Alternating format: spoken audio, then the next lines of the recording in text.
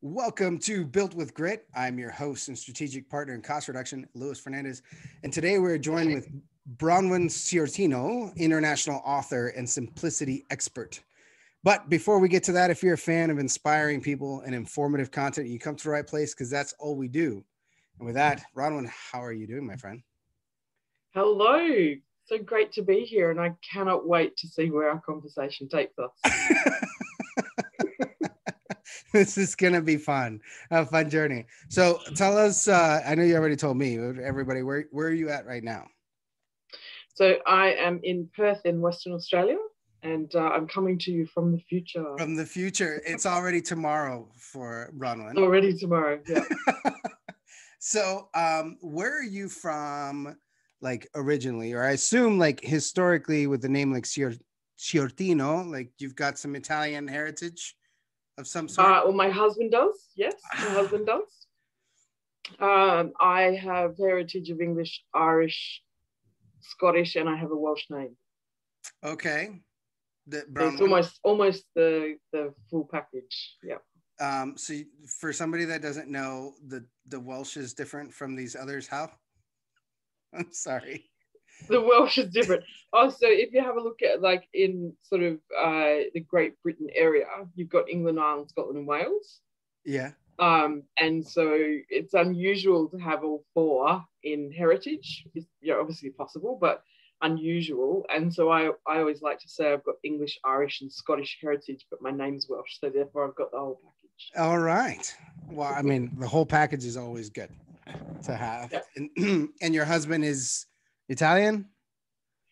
His grandfather was born in Malta, but my understanding is that there's only a small number of traditionally Maltese families, and the others were all Italians that came in. So I think traditionally his name is Italian, but the family were in Malta. Okay.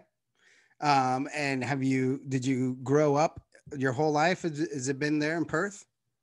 No, I grew up. So I was born and grew up in Hobart in Tasmania, which is the part of Australia, even though it's this little island at the bottom.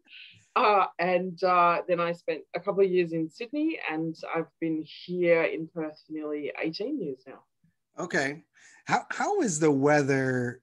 Because, I'm familiar with the Northern Hemisphere, and I can kind of tell, like, but a lot of the photos and stuff that I see, it doesn't look like it's cold in Australia, but I would assume like that it has to get cold down there. I mean, you guys are pretty far south. Yeah. So where we are in Perth, it's very similar to the weather in San Diego. We're sort of on the same. Oh, that's outstanding. Latitude. But the East Coast is very different. So, for example, here in Perth, we have about, 6 to 8 weeks of winter, which it does get cold. So we still do the Ugg boots and we still do the track pants and we do get sort of rugged up, but it's only a very short period of time. And our winters are really intense. So they tend to be really stormy and windy and rainy, but it's only really short period of time. And then we're in autumn at the moment. And for example, on Sunday, it was 35 degrees, which I think is about 115, somewhere around 110 around in Fahrenheit. Yeah. And we're in April, right? So yeah. It's still quite warm. Yeah, but winter's but on August the East Coast, sorry? Winter's August. Yeah, so we're opposite. Yeah, we're opposite seasons. So our summer is in sort of December, January, February. Yeah. Which is sort of your, June, July, August. Yeah. And on the East Coast though, it gets a lot colder for a lot longer. So their autumn, which is your fall, but your springtime in terms of calendar year, gets so confusing, right? They tend to have like really full on seasons. We only have sort of 2 seasons here. They have the summer, autumn, winter, and spring, and their days are a lot cooler and they get a lot more rain, that sort of stuff. So yeah, if you think San Diego, that's kind of what we're like here. Okay, that's very nice weather, by the way. So I'm in Tucson, Arizona, which okay. Nice. So see, this is the problem with Americans. Like, we don't understand the geography of like everybody else. And here I'm talking to somebody from Australia, and I'm like, "Oh, Tucson," and you're like, "Yeah, I know." you know, I mean, at least I did know where like, you know, Perth and Sydney were, but like, Yeah. you caught me with like the two that I was familiar with. So, Yeah. so born in Tasmania. Yep. Is there, I mean, is that like a big populous island? I don't know much about the area there. So Hobart was the second city settled in Australia, and it was settled to remove the worst of the worst convicts from the mainland. Was it like a penal separate, colony yeah, in the first total place? penal colony. Yep. Yeah. And a really harsh penal colony. Yeah, so it was settled as the second city in Australia. And it's an island that's at the bottom of Australia. And there's about, I think, 800,000 people that live on the whole Oh, island. okay. So your whole island is like the size of our city, population wise. Probably, yeah. Yeah. Yeah. Okay. So why did you guys leave? It sounds like, you know, if you've been in Perth 18 years, then you left like as a baby. Not quite. But thanks for the compliment. Yeah, so I left Tasmania because and it's a pretty common story, I think. There's you know, a lot of entry level sort of jobs, and there's sort of the senior management sort of jobs, not a lot in between. So often you have to leave if you want to follow a career and create a career. And I was actually headhunted by an organisation in Sydney to come and work for them. So I did that. And at the time, my partner, who is now my husband, was in the Navy, and he was serving in the Gulf. And 3 weeks before he returned from his tour in the Gulf, his posting was changed from Sydney to Perth. So I moved across the country. Wow. Okay. So what were you doing at the time? I was working in financial services. Okay. I mean, that's pretty broad. And now you are a simplicity expert. Yeah. Okay. So I'm very curious about this journey. So now, when you moved from Sydney to Perth, which is the equivalent of moving from like New York to LA, was it with the same company, or did you have to find another job? You had to find another job. Okay. So yeah. So I had to basically quit my job and move to a city where I knew no one apart from my partner. Did you tell him like, you better marry me? Like, I'm about to do this. I'm going to quit my job and literally move to the other side of this place. Like, you going to put a ring on it or what? No, we didn't have that conversation. It just felt like the right thing to do. So that's what I did. And 18 years later, and you know, everything's going well, and never regretted it. And it's a beautiful place to live, and such an easy place to live, which is fantastic as well. So you moved in 2001 then? You said he was in the Gulf? 2003. 2003. So so he got back in 2002. All right. So this is like global war on terror deployment. Okay. Like right at the beginning. Wait, that was I don't know that we had even gone into Iraq yet in the US side. So not sure. Yeah. Wow. Okay. He was in they were basically protecting the Kuwait. The Gulf from oil and dates and like all that sort of stuff being shipped. They were basically doing all the boardings on the ships and all that sort of stuff. All right. So he's so you quit your job and pack up everything for both of you, right? And then no, well, his stuff was over here. Okay. So he was here before he left, because this is where the ship was, but he was due to post back to Sydney. Okay. And that was changed 3 weeks before he got back. So his stuff was already here, and my stuff had to move over. Yeah. Did you stay in the same financial services industry when you moved over? I tried to get out of it.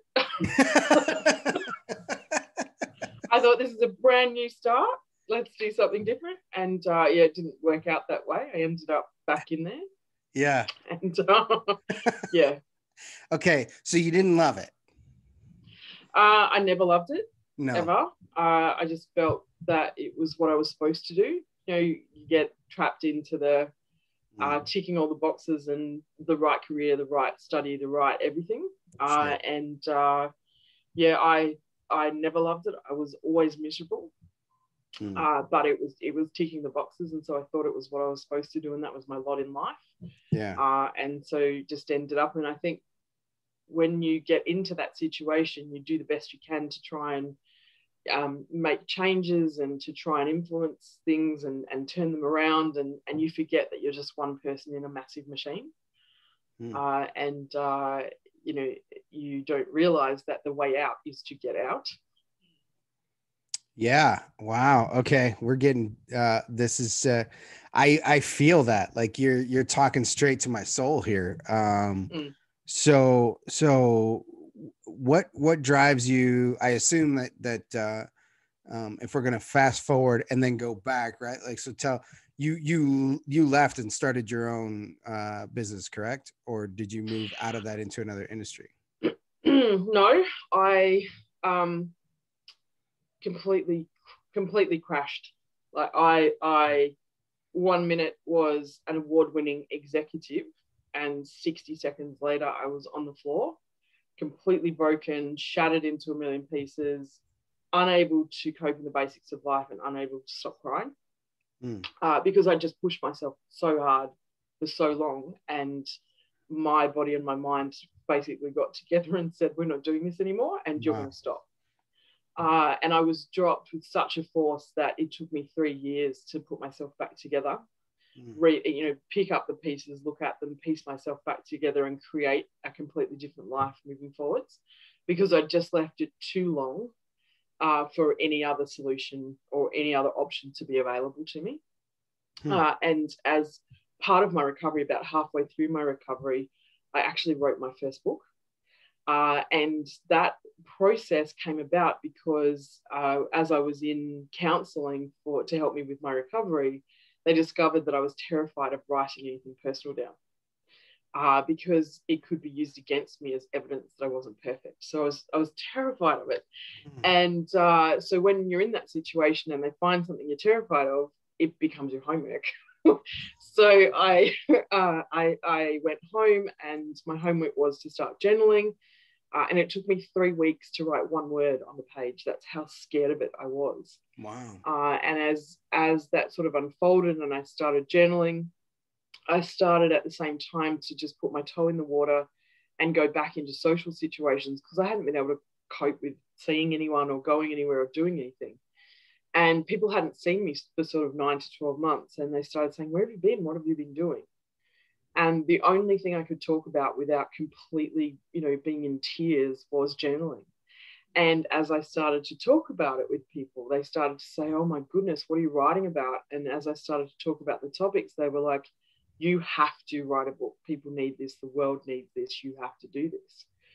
And originally, initially when they started saying that, it was so overwhelming, and it was, how am I going to do this? I can't even look after myself. How do I possibly create a book?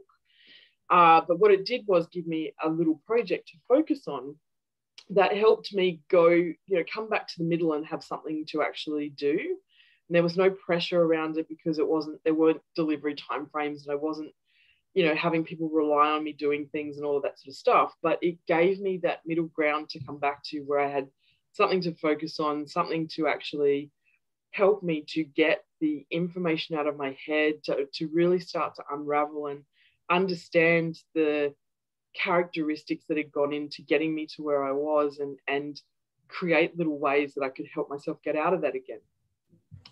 And as that book went out into the world, suddenly I had people saying, this is amazing. It's like you've written this for me. How else can I work with you? Can you come and do keynotes? Can you come and do workshops? Can you work with me one-on-one? Can you do mentoring? Can you work with my leadership team? And I suddenly had this global business, and I'm still really broken, still in my recovery. And I'm like, how am I going to do this? Like, how am I going to make this work? Because clearly the world needs this, but I still need to recover, and I still need to look after myself. And so out of that came this really simplicity focused process. that was all about creating and tailor making what was right for me, but would allow me to still help others. And through that process, then helping other people to really create the simple platform that would work for them. So that's how I've ended up doing what I'm doing. Man. Okay. What's the name of that book? So the first book is Keep It Super Simple. Keep it super simple. Yep. Okay. In the military, we have a saying, keep it simple, stupid. Yes, I know. Okay. And I'm sure that everything I've heard, that doesn't really work for people. So I'm all about keep it super simple, because there's nothing stupid about simplicity. Right. No, I'm with you. That I think it's stupid. Like, you're being stupid if you try and make things complicated. So don't be stupid and keep it simple. Yeah. And I've seen it in, when, for us, a lot of it deals with, you're going to experience chaos, and things will get out of control. You just understand that when a battle starts, that's what it is. It's this, they call it the fog of war. It's chaos. It's so the more things that you have going on, the greater your chance of failure. So keeping things simplistic and understandable and executable, these handful of things that we're doing, that's the path to success. And so I keep it super simple. Okay. So keep it super simple, but it sounds like it was very much like a personal journey into some of the things that you had gone through. So it covers off things like being busy and really understanding what that actually means. And the way that we get up every morning and we shine this busy badge and pin it to our lapel without even knowing that we're doing it. And we go out into the world and we are literally fighting to win the busy trophy, and we don't even know that we're doing it. And we don't understand the influence of living in this highly visible world, and the way that we feel like our life is poor by comparison, because we're comparing it to somebody's A game, which is what's in social media. And our life goes up and down, and even during the day we have moments that are really bad and we have moments that are amazing, but we compare that to all the amazing moments that we see. And so it becomes this drive that we have within us to constantly be competing and have things that we've got to share. And to do that, we have to get busier and busier and busier, because if we're not, and we're not in all these different places, and we haven't got the photo with the celebrity to be able to post, or the amazing food, or the new job, or the new car, or the whatever it is, constantly, if we haven't got 50 of those things every day to post, then we're failing. And it's not a true reflection on life, and it's not a true reflection on the joy that you can have within life. And the more that we go down that pathway, the more disconnected we become from life, the more disconnected we become from who we are. And then we start going outside ourselves and asking everybody, what's wrong with me? Why can't I keep up? And then they come back to us and tell us what's wrong with us, and also what our solution is. And the more we follow that, the further we get down that pathway of disconnection, until we end up having no idea who we are anymore, no idea how to fix it, because we're so disconnected from finding our own answers. And so that's what all of my work is about, is here's my journey, here's what I discovered, here's where I got to, but also here's how I got myself out of that. And here's a set of questions you can ask yourself to start to really deliberately pull the thread that unravels all of this. Because we spend so much time holding on so tightly so that we don't fall apart. And what we need to do is just pull that thread and unravel so that we can pull that part of our life apart. Because otherwise you end up where I end up, where you're forced to look at everything at once. Everything breaks, every ball you are juggling in the air is dropped, and you have no capacity to pick any of them up. And I can tell you from experience, the world keeps turning. The world keeps going. And it's just you that's left broken, not everybody else. You haven't let anybody down. Actually, you're the one that's broken on the floor, and you're the one that needs fixing. So, if you take tiny little steps now and make tiny little changes to do things a little bit differently, life becomes significantly different. Boy, that is that. So I assume you're not a fan of the hustle culture.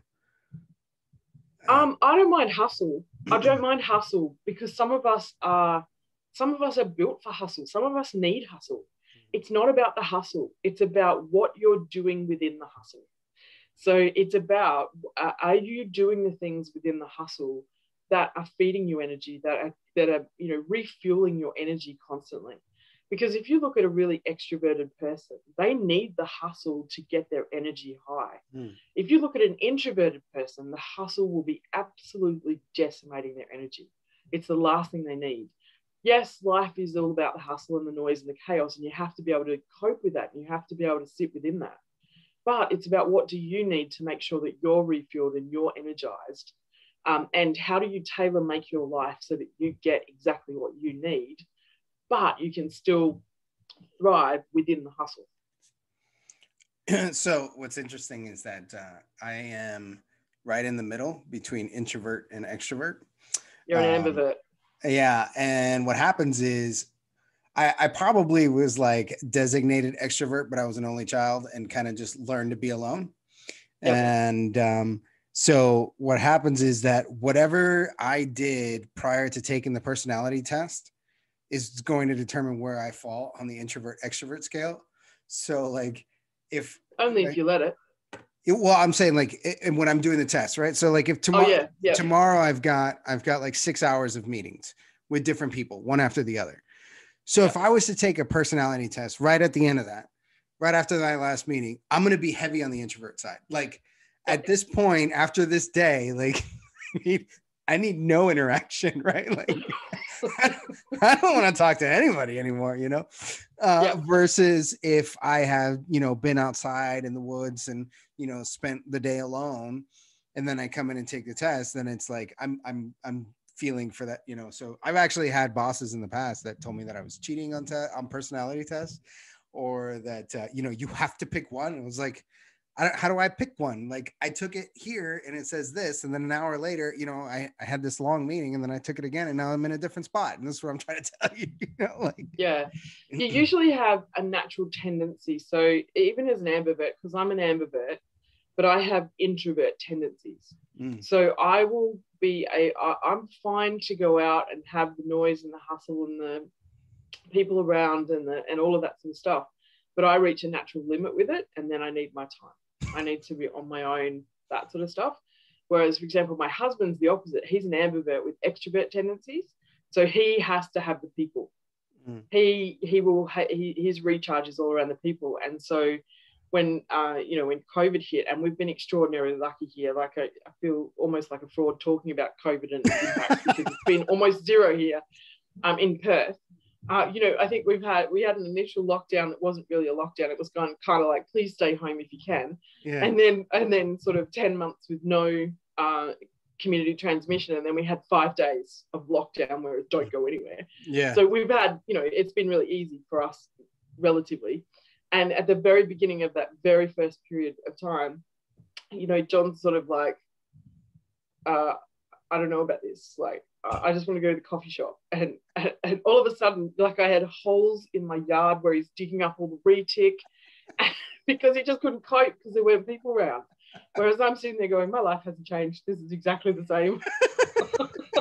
So it's about understanding that, I had to try and give him opportunities. He would go and do all the shopping so that you could go to the shop and have people around. But it's about understanding that. What do you need as an individual? And for you, it sounds like yours changes. So, tomorrow when you've got your 6 hours of meetings with people, it's about making sure that you've got time somewhere in there. I put it in my calendar. The beginning of the day, totally. I did. I give literally yourself that time on your own. it out. Yes, I did. I knew it. Like I saw it when it was actually, they sort of got scheduled one after the other because I have my calendar out there, and I saw them getting scheduled. And at one point I looked at it and I was like, ooh, that's going to suck. And so like I went.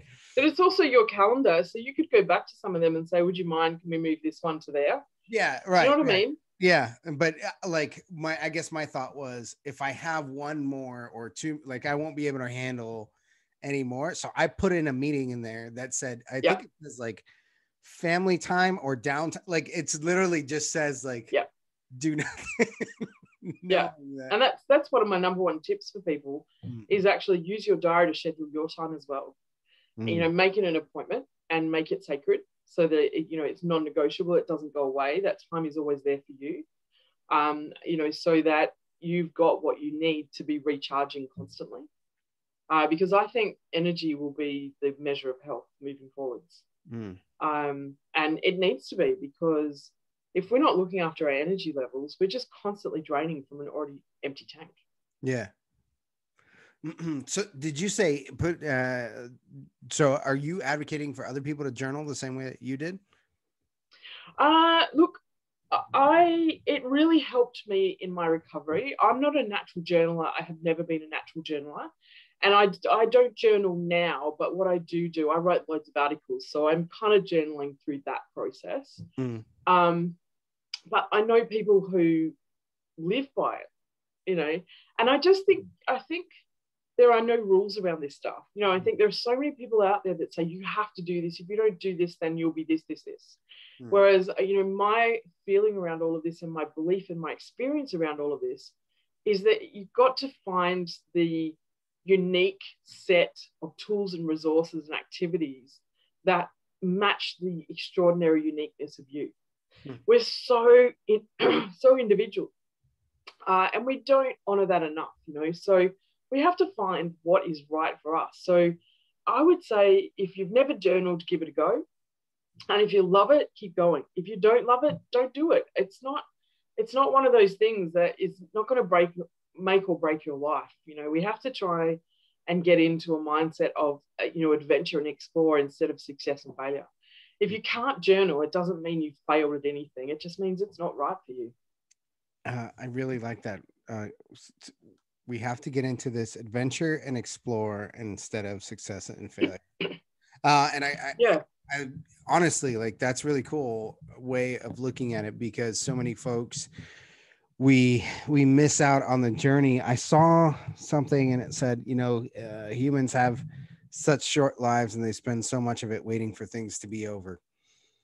Or yeah, something along those lines, right? So it's enjoying the journey itself, But I think also we put too much of an emphasis on success and failure. So I like to always say, be in holiday mode all the time, because when we go on holidays, we're so much more prepared we relax. We're so much kinder to ourselves digestively in terms of what we'll eat and how we eat, and we're so much more relaxed with eating and just being, in the moment. We're more prepared to go and try new things. We'll try new activities. We'll, wander and just go for a walk for the sake of going for a stroll, as opposed to, full on, fitness and motivation and all that sort of stuff. And I think the more we put that mindset into everyday life, the more relaxed and the easier life becomes. But also when we're on holidays, we'll try these things, we'll dip our toe in the water. And if something doesn't work out, it doesn't matter. We don't set our entire life's success on whether that one thing we try is good or bad. And I think also if we start to think about, things working or not as a really good sign either way, or a great result either way, because when something doesn't work, it's a really quick, clear signal. There's nothing further for you down that pathway. You don't need to keep going. Stop now and come back, and then try something else. And when you try something else and it works, great, keep going down that pathway. I think, we've got our signals mixed so much in life around what works and what doesn't. And when something doesn't work, we turn it into this massive failure, and everything's, comes crashing down, and we're so far behind everybody else, and we're so hard on ourselves, where really it's just a very quick signal, quick turnaround. You don't need to go that way, go a different way, try something else. It's a slightly different perspective, but it significantly changes where you end up. Yeah. Wow. That's pretty cool. So, I have two questions. One is, it sounds like your book really took off. So I have some questions, as a fellow author on that. And then you also mentioned, I have some questions for you on how to discover those things. So I would like to hear, if you're comfortable sharing, what some of those Yeah. are. So let's start Yep. with the book first, because so how did your book like blow up like this? I mean, obviously it was a good book, but beyond that, let's assume that I mean, it could just be that mine suck. You know, No comment. I'm going to attribute some of the lack of the fact that I'm not getting phone calls from people asking me to consult, just to that. I haven't marketed it well. So, talk to me a little bit about that process of getting it published in the marketing side, and how you did that. Yeah, well, I learned a lot in the first 18 months. And interestingly, what I learned in 18 months from the first book, I was able to apply in the first 2 to 3 weeks for my second book. So, it's a process you go through. You learn so much, like when you're a new author and you've got your first book out there. And, it's such an incredible journey, with the book, because it's such a personal relationship that you have with the book when you've written it, especially, books like mine, because it's literally me on a page. It's my journey on a page. And because the topics, it's like being busy, change, comfort zones, the things that really impact our lives are covered in Keep It Super Simple. And then the second book's The Economy of Enough. And those two really cover things like FOMO and, those sorts of things that are really impacting people's lives. And I think people just desperately want a way out of that. And so it only takes a handful of people to read the book and just go, this is amazing. And then all of a sudden, everybody's, thank goodness for social media. I mean, how often do we actually say that? But thank goodness for social media, because it makes it so much easier to get out there in the world. And I think also you have to really get out of your own way as well. Because I think as humans, we're taught to be really withdrawn from self-promotion and all of that sort of stuff. And you have to really create your own definition around what those things mean.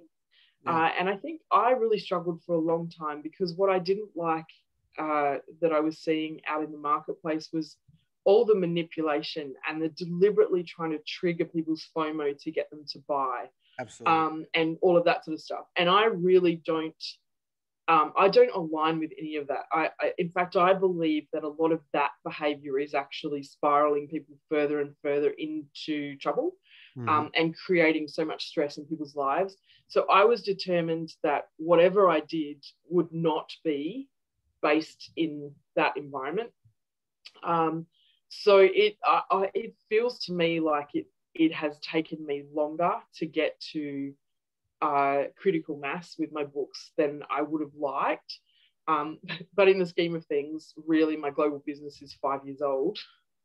So it's not a long time in the scheme of things, but it just feels like it sometimes when you are battling against the norm, and everything that's out there is telling you that you have to trigger people's fears, and you have to trigger people's FOMO, and you have to do this and you have to do that.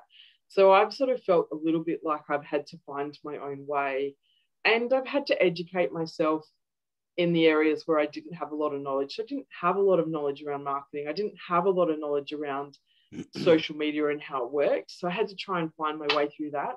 But I've I guess done the work to understand how those things work, and then really how I can be myself within that. And I've just naturally found that I found myself in the places where it's mattered to me and my work, whether that's a group within Facebook, whether it's a group within LinkedIn. And I've also dedicated a lot of time where I haven't charged for my time. So, podcast interviews, and also I did a lot of work to understand how the media worked and how I could provide solutions to journalists who are under just as much pressure as everybody else, where you could get them quality information, quality stories. And the more you do that sort of stuff, whether it's writing an article for Thrive Global or Prosperity Press or, all sorts of different membership sites and all around the world, I found that that's really helped as well. Just be prepared to actually give of myself, because that's naturally who I am. So it's aligned with what I do. The information is so important to get out there and help people change their lives. And when the information goes out there in an article or a podcast, there's always somebody who's impacted and they get their aha moment and they're like, I'm ready for this. I want to do something else.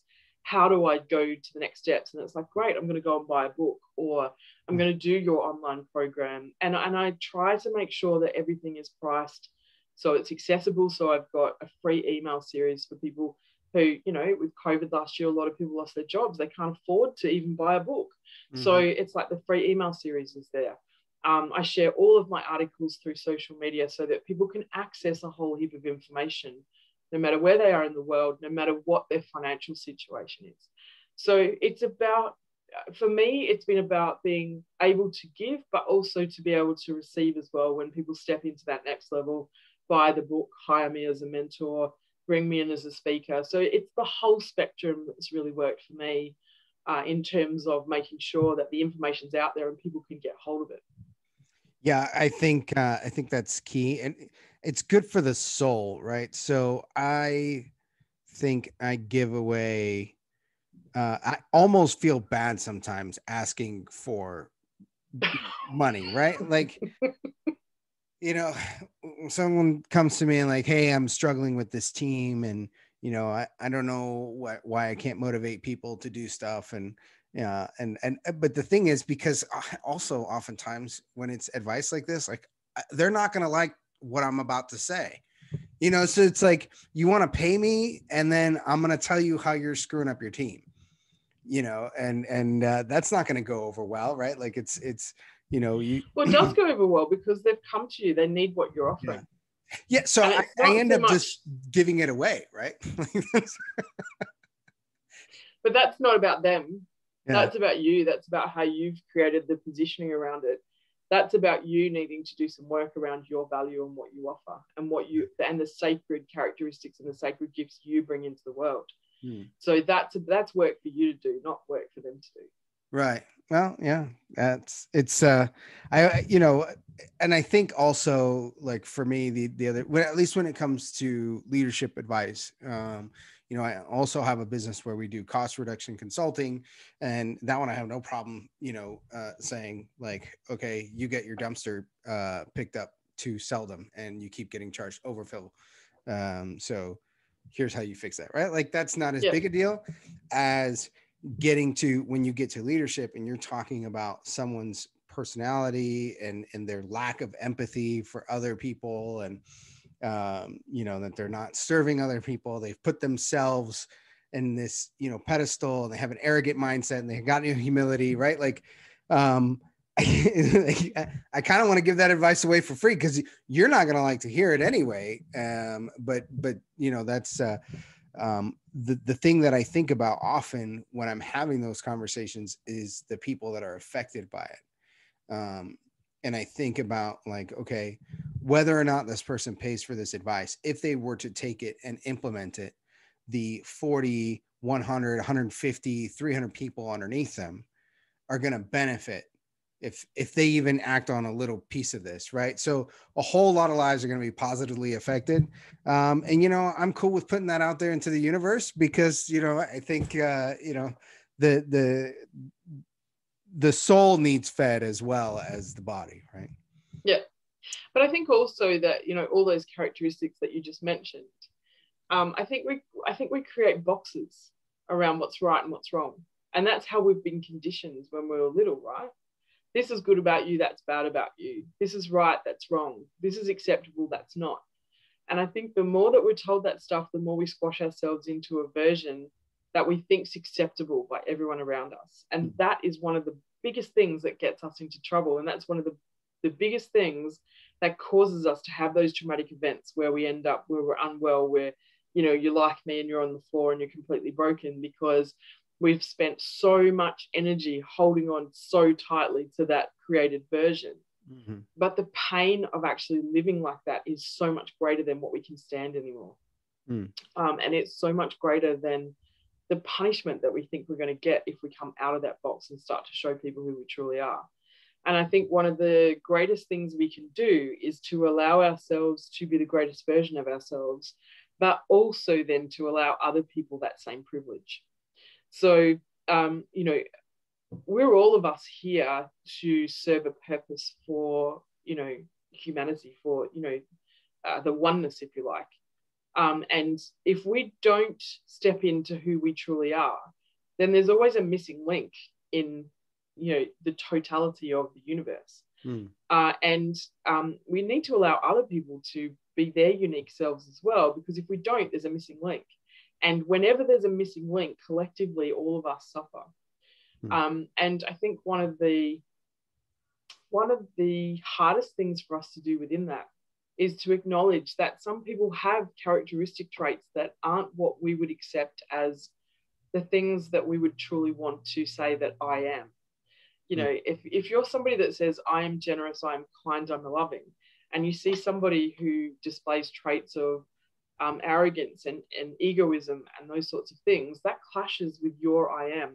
But it might not clash with theirs. That might be something that they're here to master, and that might be something that actually helps them to fulfill their life purpose. So we need to find a way that we can allow everybody to be who they truly are, and all of us be okay. And so it sounds like the work you're doing is really important, because those characteristics that you were mentioning might not match with the people that are underneath them. But it's not about making the person with the egoism and the arrogance change their characteristics. It's about how do you allow that person to have those characteristics if it's true who they truly are, and still be able to actually collectively work with people who've got other characteristics. So what you're doing is really important. And it's not about telling them stuff they don't want to hear. It's about helping them to find the truth of who they are. And then how do they actually imbue that through the organization with the people that work with them in different levels in their team, their division, their whatever it is in their organization. Yeah. I think I fall under the, I have to be careful with coming off as arrogant. I'm very self-confident, and I can push the envelope. And I don't know that I would call it like, it's not so much an act, because I get, I don't know if pleasure is the right word, but I enjoy when I can connect with somebody else, right? And so if that certain behavior trait is causing a rift in the relationship, being more open to, you know, to the idea that I might be wrong, right? That improves our relationship, which I guess fulfills me in a different way.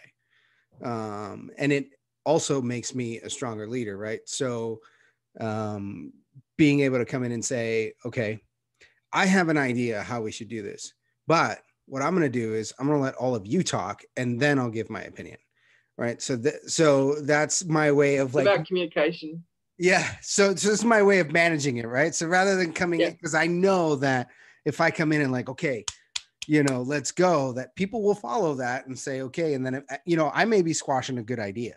And I've learned that, like, I guess as I've gotten older, it's been easier. And over the years, I've learned that, hey, somebody else in the room may have a better idea. And hey, if you let other people talk first, you could keep from making a mistake. And you know, the other one I like to say to my junior leaders is, I already think I'm right. That's why I think it.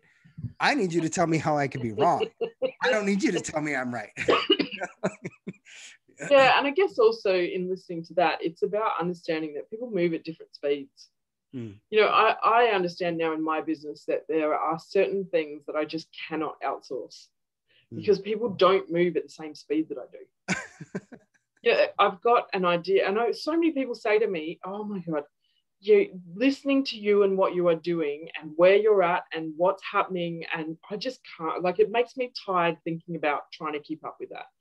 And it's like, but for me, it's fully fueled. It's so energized because it's so connected with who I am. And it's not like I force this stuff to happen. It just happens. So that's just naturally where I follow.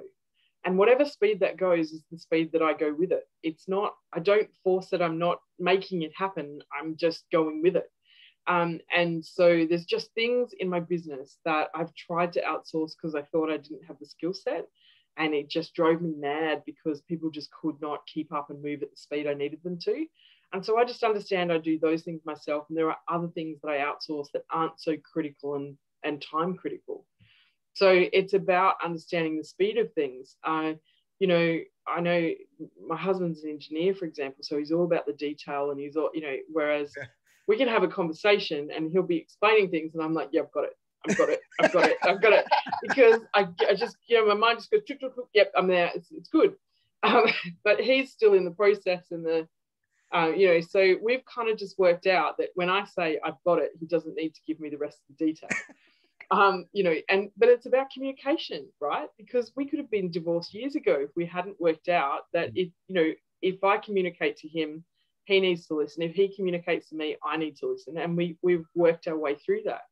So that's exactly with you. It's like, you know, it's like bang, bang, bang. Whereas you've got other people that need to come on the journey and they need to understand A, B, C, D, E, and F to get to, you know, the next step. And that's just about understanding the characteristics of people and providing them with an environment that allows them to shine, right? I was thinking like the ABC ... XYZ. Got it. Right? Like, Yeah, exactly, right. Needing all 26 letters, right? Like 1, 2, miss a few, 99, 100. Yeah. I got it. No, I am very similar in that regards as well. So tell me what are the questions, or if you're comfortable sharing, that you talk about to, you know, for this self-actualization. I don't know if that's what you call it, but that's kind of how I've made that. That's my ... Okay, got it. Yeah, yeah. Yeah, and I think that's the beautiful thing about the books is that everybody has a different view of them. Everybody has a different takeaway, and that's how they're so personalized to everyone, right? Which is just, it's beautiful to see. So even people who love the same page in the same chapter will be looking at it from a different angle. So it's brilliant. I love it like that. So every book has, at the end of every chapter, there's a set of questions. And those questions relate to the topic and they help you to, they're like little exercises that help you to start unpacking your journey and what's happening for you around that topic. And it helps you to work out where you're at, what is influencing you, and also then how you can start to take little steps in different ways to move in a different direction. So the chapter on being busy in Keep It Super Simple, for example, the little exercise at the end of that says, you know, when was the last time you actually had a look at what you're busy doing? You know, because we're all so busy saying I'm busy. Yeah. But what does that actually mean? What are you actually doing? So start writing down all the things that you're doing all the time that are keeping you busy. And then to the right-hand side of that list, put 3 columns. And the first column is that you hate doing it. The second column is you kind of like, you know, you're kind of all right doing it. And the third column is you love doing it. And then start to get a really sort of eagle-eye view on how much of your life is made up doing stuff that you cannot stand, that really drains you, that is, you know, you've sort of been guilted into doing it, or you couldn't say no. And there's a whole chapter in Keep It Super Simple on no is a complete sentence, you know, for that very reason, because we're so bad at saying no and we end up having to do all this stuff we don't want to do. And then if you start to have a look at the stuff, most people find that there's very few things in their life that they really love doing. And so you start having a look at how that works, and you start going, well, I'm spending my entire life saying I'm busy, but I actually don't like doing what I'm doing. And so then it's about, okay, well, if you could create a list of all the stuff that you really love doing, what would that look like? What would be on it? So go and make that list. And then go back to your first list and say, for each of the things that you really don't like doing, how can you get yourself out of having to do those things? What would it take? How long, is it a short-term thing? Is it a long-term thing that you've been doing? So it might be, for example, that you're the treasurer of the local sporting club and you hate it, you can't stand it. Well, that's maybe that's a short period of time because the season, the sports, whatever it is, only goes for 6 months. Maybe at the end of that 6 months, there's a process between now and then that you can go through to actually get yourself out of having to do that job. You don't have to do that job anymore. So, are they short-term, long-term? And then just pick one. And what are the 3 little simple steps that you could take to not have to do that anymore? And for each of those 3 steps, go to step 1. What's 3 little things that you could do just to be able to do step 1? And then start with the first one. Just start with that first little step. Because I think when we start to talk about change and we start to talk about wanting to do things differently, we go straight into overwhelm. We go straight to, well, if I try and do that differently, then that means this, and this person's going to get upset, and I'm not going to be able to do this anymore, and it's going to impact this, and suddenly the washing doesn't get done, or the dinner doesn't get done, or the kids don't get played with, the pets don't, whatever it is, right? But suddenly the noise and the chaos comes in, and we've got all of these reasons about all the things we can't do, and we've gone from, I'd really like this, to overwhelm in 5 seconds. Yeah. And suddenly it seems like it's all too hard. But if we think about life like we've got a compass on our hand and we're walking directly north, and just this one little step that we want to take means that we're going to just walk at 1 degree off north. It's that smaller step, it's that smaller change. If we were walking directly north and suddenly we've gone to 1 degree north, we're going to end up in a significantly different place, but it's a tiny little degree of change. That's how we need to start viewing these little steps, right? We want to actually pare things down until that tiny little step doesn't make too many ripples, doesn't make too much of a change in terms of what we're doing every day, but will significantly change where we end up. Yeah. And so I think, that's the sort of stuff that I put at the end of every chapter, and they're all different, all the different sort of processes and exercises, so that you can really start to literally, deliberately pull that thread and unravel that way that you're living life until you can rebuild and create what's perfect for you. That's outstanding. Love that. And so are these books on Amazon right now? Are they available on it? They are on Amazon, Barnes and Noble, Book Depository, Apple Books. They're the massive platforms all around the world. Yep, you can get them in any of them. You can also get them through my website.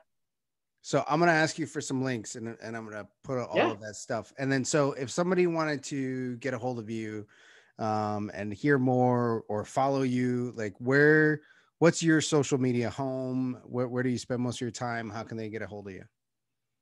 Yeah. So the free email series is available through the website. I'll give you the link for that as well.